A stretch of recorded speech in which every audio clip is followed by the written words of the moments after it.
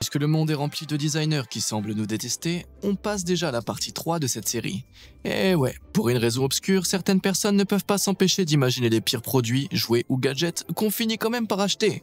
Alors serre les dents et prépare-toi à découvrir encore plus des objets les plus malaisants jamais créés.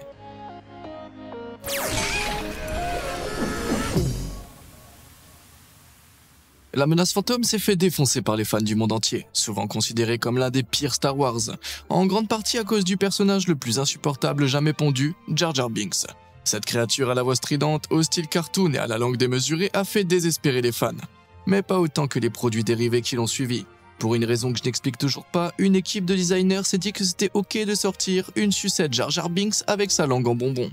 Sauf que pour l'atteindre, il fallait ouvrir son crâne et littéralement lui rouler une pelle pour attraper sa langue en sucre. Je pensais pas pouvoir haïr Jar Jar Binks plus que ça, et pourtant on y est. Bon, tu pourrais te dire que créer une poupée pour enfants c'est assez simple. Tu la rends mignonne, tu évites les trucs flippants, et voilà, c'est gagné. Mais alors pourquoi? Mais pourquoi quelqu'un a créé une poupée bébé enceinte nommée Baby First Baby, avec en prime des vergetures, un biberon et des fringales? Sérieux, ce machin-là a juste l'air de vouloir boire le sang des innocents. Heureusement, c'est juste une œuvre de Darren Cullen pour critiquer la manière dont on prépare les enfants à l'âge adulte selon leur genre. Ouais, merci Darren, mais moi j'étais pas prêt à voir ça. Passons des poupées aux peluches, là où normalement tu ne peux pas te planter, surtout avec des personnages cultes, genre Sonic par exemple. Chaussures rouges, pics bleus, grands yeux, ça devrait être simple, non? Eh ben faux, regarde cette peluche officielle, sous licence Sega de 2001. Je sais que j'ai dit grands yeux, mais là, ils ne regardent même pas dans la même direction. On dirait que quelqu'un s'est dit que Sonic était un carlin plutôt qu'un hérisson. Je pourrais presque pardonner si c'était une contrefaçon, mais non, c'est bien une peluche officielle. Sega, qu'est-ce que vous avez fait? Et ça ne s'arrête pas là. Si t'es né dans les années 90, tu te souviens sûrement des Snugglers. Ces têtes d'oreiller en forme d'animaux ou de héros de dessins animés. On avait des chats, des cochons, Cendrillon, Spider-Man et... Superman? Pourquoi lui avoir filé une bouche pareille? Qui valide ça sur un projet pour enfants? Ça donne un tout autre sens au slogan Stuff, Hug and Play. J'ai fouillé un peu et j'ai rien trouvé d'autre sur cette horreur, donc je pense que quelqu'un a photoshopé ce Superman cauchemardesque. Sauf si quelqu'un ici a vraiment ce snuggler chelou dans son grenier. Si oui, envoie-moi une photo à story au pluriel @beamazed.com pour la prochaine vidéo, à condition que je survive à ce qui suit. Ouais, file-moi direct la javel. Qui fabrique des chaussures poilues? La couleur de la peau est trop réaliste, les poils individuels flippants, on dirait que quelqu'un a littéralement dépecé un type super velu pour en faire des talons. Bon, heureusement c'est pas le cas, c'est une œuvre de l'artiste Zhu Tian, réalisée en silicone avec de vrais cheveux humains, histoire d'ajouter un peu plus de malaise. C'était pour une expo qui comparait le design des chaussures à l'apparence naturelle du corps humain, mission réussie. Maintenant je ne verrai plus jamais une paire de talons de la même manière. Mais Zhu Tian n'est pas la seule à avoir voulu bousculer les codes des talons hauts. En 2008, Annette Jet Coasters a présenté au monde sa collection expérimentale de chaussures sans avant. Et là, tout le monde s'est dit « Ok, on est allé trop loin ». Les chaussures donnent l'impression d'être inutilement douloureuses pour la plante des pieds. Elles sont juste fausses tout simplement. Anne Jet se disait vouloir influencer physiquement et mentalement la personne qui les porte. Bah, sur moi ça marche, ça m'influencerait direct à les enlever pour ne plus jamais les remettre. Certaines choses te donnent mal rien qu'à les regarder. D'autres sont carrément traumatisantes pour l'esprit. Genre, ce truc. Est-ce que c'est censé être un jouet ou une créature croisée entre un Teletubbies consanguin et un démon venu bouffer l'âme des enfants? Eh bien, étonnamment, c'est un jouet. Apparemment, c'est un Kabito, une créature flippante inventée par l'auteur japonais Toshika Nabata, celui qu'on appelle Onimomozuki, et il dévore les pêches, d'où sa forme de fruit. Les Kabito sont hyper populaires au Japon, avec toute une gamme de jouets et même quelques contrefaçons. Enfin, j'espère que ce machin-là, c'est juste ça, rien de plus. Un autre produit qui, lui, est clairement fait pour être flippant, c'est cette coque de téléphone râpe à fromage. Je sais pas si la personne qui l'a inventé est un génie ou un psychopathe. T'aurais peur rien qu'en attrapant ton propre téléphone, mais au moins ça dissuaderait les curieux d'aller fouiller dans tes messages. Perso, j'ai mal à la main rien qu'en y pensant. Mais attends, Etsy a encore mieux, enfin, pire. Littéralement une coque iPhone. Et c'est flippant à un point que j'arrive même pas à mettre des mots dessus. Les clients eux adorent, mais moi je ne peux pas dépasser le côté ultra réaliste de tous ces yeux. Bref. En tout cas, ça devrait dissuader ta daronne de checker tes messages en cachette. Mais c'est pas le pire qu'on trouve sur Etsy, loin de là. Ah, mais c'est quoi ce truc? Un masque de visage de bébé géant, avec des bras et des jambes de poupée collés sur le dessus. Le résultat, le porteur a l'air de sortir d'un cauchemar. Honnêtement, je vois aucune occasion de porter ça, serait le logique. Même pour Halloween, c'est un peu too much. Et parce qu'on n'a jamais assez d'objets dérangeants sur le thème des bébés, quelqu'un a décidé de vendre un pack de 8 savons en forme de bras de poupée. Et oui, c'est littéralement du savon main. Sauf que moi, avec tous ces petits doigts, ça me donne juste l'impression d'être encore plus sale après utilisation. Ah mince, j'ai plus de javel. Heureusement, ces lunettes vont m'aider à ne plus rien voir. Un big up à la personne qui a eu l'idée de coller des clous directement sur les verres. Parfait pour ne plus jamais revoir ces horreurs. Et à l'opposé, on a ces autres lunettes cheloues trouvées sur Etsy. Design stylé, j'avoue, mais imagine les enlever et oublier qu'elles ont des énormes pics en métal sur les côtés. Ouais, ou pire, les saisir sans réfléchir et te planter la main. Je crois que je vais rester avec les clous sur les verres, au moins je vois la douleur arriver. Tu sais ce qui fait pas mal par contre? Liker et t'abonner juste en dessous. Vas-y, apprécie ce moment de design intelligent avant qu'on reparte dans le grand n'importe quoi. C'est fait? Parfait, alors on passe à la suite. Quand tu décores ton appart ou ton bureau, tu penses sûrement à une jolie plante verte ou à une déco murale sympa. Voire, si tu t'appelles Karen, à une citation gênante genre « vivre, rire, aimer ». Mais peu importe qui tu es, je suis sûr que tu ne vas pas choisir le sticker mural « femme âgée asthmatique » proposé par Amazon. Apparemment, c'est le sticker parfait à accrocher au-dessus de ton lit, version 60 cm de haut. Mais si ça ne te suffit pas, tu peux aussi opter pour la version vieil homme asiatique, qui te fixe froidement pendant que tu bosses à ton bureau.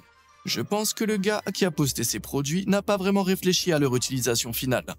Mais faut croire que les clients, eux, ont trouvé des façons encore plus absurdes et marrantes de les mettre en scène. Je sais pas toi, mais Thomas le train m'a toujours un peu mis mal à l'aise quand j'étais gosse. Y a un truc chelou avec un train qui a un visage, surtout quand c'est une contrefaçon aussi flippante que celle-là. Chouchou, bienvenue à bord du train de l'angoisse. Sérieusement, pourquoi ils leur ont foutu des visages couleur chair? On dirait que Mickey Mouse et Thomas ont eu des bébés mutants qu'on a relégués dans les fêtes foraines pourries du fond des malls américains. Je suis sûr que même Disney préférerait garder ça sous silence. Et puisqu'on parle de Mickey, sa fidèle partenaire, Minnie, n'a pas été épargnée non plus. Les Thingamajiggs, tu vois ce que c'est? Ces peluches électroniques qui font des bruits bizarres quand tu les presses.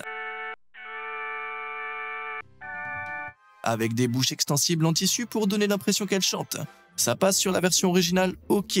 Mais quand Disney a sorti ces Thingamajiggs Mickey et Minnie, waouh, je suis désolé, mais ces bouches, y a rien qui va. Et le pire, c'est qu'elles sonnent aussi mal qu'elles en ont l'air.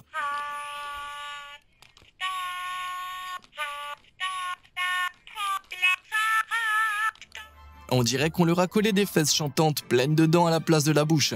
Un pur carburant à un cauchemar. En parlant de jouets électroniques cauchemardesques, tu te souviens des Furbies? Ces petites boules de poils animées sorties en 1998 qu'ils n'arrêtaient jamais de bavarder. Eh bien, ces dernières années, certains se sont amusés à les modifier pour les rendre longs.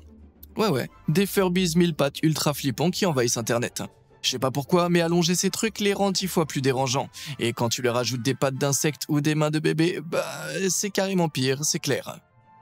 Et si tu veux définitivement ruiner une peluche, ajoute-lui des dents humaines. Genre ce pauvre Winnie l'ourson à qui on a collé une vraie dentition et un museau cousu à l'arrache. Mais non, c'est pas l'œuvre d'un gamin tordu. Ce sont des peluches pédagogiques censées rassurer les enfants chez le dentiste en leur apprenant l'hygiène dentaire. Et parfois, c'est pas l'extérieur qui est flippant, mais l'intérieur. Comme cette personne qui a ouvert un poney jouet en plastique et découvert que sa queue était littéralement fixée à sa tête décapitée. Une autre poupée cachée dans un corps de cheval. C'est pour ça qu'on ne dit qu'il ne faut jamais regarder un cheval cadeau dans la bouche ou dans les fesses. Allez, prépare-toi pour ce qui suit. Regarde cette image, tu crois que c'est quoi? Des framboises bizarres, un bout de viande mal cuit? Presque, c'est en fait un fauteuil cactus rose avec son repose-pied, créé par l'artiste Jiang Zun pour le China Chair Project. Si c'est aussi flippant et luisant, c'est parce que c'est moulé en gel silicone. Niveau confort, on repassera, ça ressemble juste à une tumeur géante et spongieuse. Perso, je passe mon tour. Mais encore pire, regarde-moi cette horreur. Soit j'ai raté un épisode de Bob l'éponge, soit le type qui a fait ce manège du centre commercial n'a aucune limite. Ils ont collé la tête de Bob sur un cheval à pièces. Et basta. Le pire, c'est qu'ils ont fait la même chose à Pikachu. Où est-ce que ça s'arrête? Pendant que Bob se faisait transformer en cheval mutant, sa pote Sandy l'écureuil n'a pas eu plus de chance. Ce jouet d'aquarium britannique a eu quelques soucis à la production. Ou alors, c'est la version cousine dégénérée de Sandy. On va l'appeler Sandy, ça lui va bien. Et le phénomène ne s'arrête pas qu'aux malls américains ou aux aquariums britanniques. En Malaisie, à l'entrée des Lavender Gardens, quelqu'un a tenté de construire un mignon géant. Et le résultat est tout droit sorti d'un film d'horreur. Avec ses yeux jaunis, sa petite bouche et ses dents trop réalistes, ce mignon a clairement été rejeté du casting officiel. Ou alors on a raté la sortie du spin-off version slasher. Bon, je vais être honnête, la mode, surtout féminine, ça me dépasse un peu. Mais même moi, je sais qu'un motif marron flou sur un vêtement blanc, ça fait direct penser à un accident. Et visiblement, chez Asos, ils ont capté ça qu'une fois que c'était trop tard. Ce jogging de pièces aurait pu être sympa, s'ils n'avaient pas décidé de tracer une grosse barre marron pile sur les fesses. Mais cette tendance du P foireux ne date pas d'hier. Cette pauvre vendeuse sur le site de seconde main d'hip-hop essayait de refourguer ce qu'elle pensait être une jolie robe vintage, artistiquement teintée des années 2000. Sauf que ça ressemble plus à une robe tombée dans une flaque dégueu qu'à une œuvre d'art. C'est vraiment ça que les jeunes portent maintenant? Qu'est-ce qui cloche avec un bon vieux jean et une chemise propre? Autre truc que je pige pas dans la mode féminine, c'est l'obsession des sacs à main. Genre les mini-sacs trop petits pour être utiles ou carrément des sacs qui sont juste des chaises miniatures incrustées de strass. Sérieux. Mais le pire pour moi, c'est ce sac-là, littéralement un handbag créé par Conrad du studio Sherwin et Conrad. Un moulage de sa propre main collé comme une poignée sur le sac. Pratique pour ceux qui ont besoin d'un contact physique ou pour traumatiser les gens dans le métro. Je sais pas si c'est réconfortant ou carrément flippant. Et puis, les talons. Je sais que c'est douloureux, j'en ai testé une paire de fois. J'ai marché 2 minutes en mode Bambi sur de la glace et j'ai failli me péter les chevilles. Alors imagine ces talons en verre. Ils sont signés Alison Lurie, une artiste verrière qui les a créés pour une expo sur les batailles invisibles que mènent les femmes au quotidien. Un message puissant et littéralement du poids en plus vu que ce sont des blocs de verre. Mais parmi tous ces designs chelous ou carrément inconfortables qu'on a vus, rien n'arrive à la cheville, encore une fois sans jeu de mots, de ce truc. La chaise à lame chinoise du XVIIIe siècle. Ça ressemble à une machine à torture, non? Mais en fait, ces chaises avec 12 lames étaient utilisées par les médiums appelés Tanki pour canaliser les esprits. Les lames n'étaient pas aiguisées et en répartissant leur poids, ils évitaient de se couper. Cette démonstration était censée prouver qu'ils avaient un pouvoir surnaturel. Franchement, moi aussi je les aurais crus sur parole. Le gars qui s'assoit volontairement sur des lames pour te passer un message de l'au-delà, t'as pas trop envie de le contredire. Aujourd'hui, on n'utilise plus ce genre de chaise, enfin, j'espère, mais certains designers adorent encore tester nos limites, comme Carlo Wolf avec sa bien nommée Stick Chair. On dirait une version Wish du trône de fer de Game of Thrones. Des pics en bois partout et zéro confort. Apparemment, c'est du design contemporain, ce qui, je pense, veut dire inutilisable mais sympa à regarder. Par contre, je respecte les lieux qui veulent rendre leurs urinoirs un peu plus cool. Certains sont classe, d'autres sont interactifs. Et puis parfois, il y en a qui loupent totalement le coche, genre ces urinoirs en forme de bouche. Qui a pensé que c'était une bonne idée, sérieux? Et encore, ça pourrait être pire. Parce que sur Photoshop, quelqu'un a poussé le délire encore plus loin en collant carrément une bouche humaine à l'intérieur d'une cuvette. Franchement, je pensais que c'était un stickers hyper réaliste, mais heureusement non. Parce que si je voyais ça pour de vrai, je crois que je ferais caca dans mon froc avant même de pouvoir m'asseoir. Peu de gens ont réussi à réinventer le classique du trio fourchette-couteau-cuillère, mais ça n'a pas empêché certains d'essayer. Les designers de chez Iragatori ont utilisé l'impression 3D pour revisiter ces ustensiles et franchement, rien que de les regarder, ça me gratte. Ouais, la fourchette a bien 4 dents, le couteau une lame et la cuillère une courbe, mais leurs manches ont l'air hyper désagréables à utiliser. Et puis niveau hygiène, laisse tomber, la bouffe finirait coincée dans ses trous, pourrirait dans les cavités dorées. Non merci, je vais rester sur de l'argent massif classique sans trous bizarres. Mais ça pourrait être pire, vraiment pire. Certains voient cette tasse-cuillère en fourrure comme une œuvre surréaliste majeure, moi j'appelle ça une abomination. Ce set a été créé par Meret Oppenheim en 1936 et est devenu une pièce phare du mouvement surréaliste. Mais perso, l'idée de siroter du thé pendant que la fourrure mouillée me chatouille la bouche, pas ouf. Mais bon, la fourrure n'a pas besoin d'être sûre de la vaisselle pour me retourner l'estomac. La preuve avec ce repose-cuillère en résine, qui n'a pas un motif marbré, mais bien des poils de chien moulés dedans. Bravo au créateur, c'est un repose-cuillère sur lequel personne ne voudra poser sa cuillère. Mission réussie à 100%. Bon, c'est à peu près tout ce que je peux supporter niveau malaise pour aujourd'hui. Et toi, lequel de ces objets tu trouves le pire? Dis-le moi en commentaire. Et si t'as toi-même repéré des abominations, envoie-les à story@biomazed.com et ils finiront peut-être dans le prochain épisode. Comme d'hab, et jusqu'à la prochaine fois, merci de nous avoir suivis.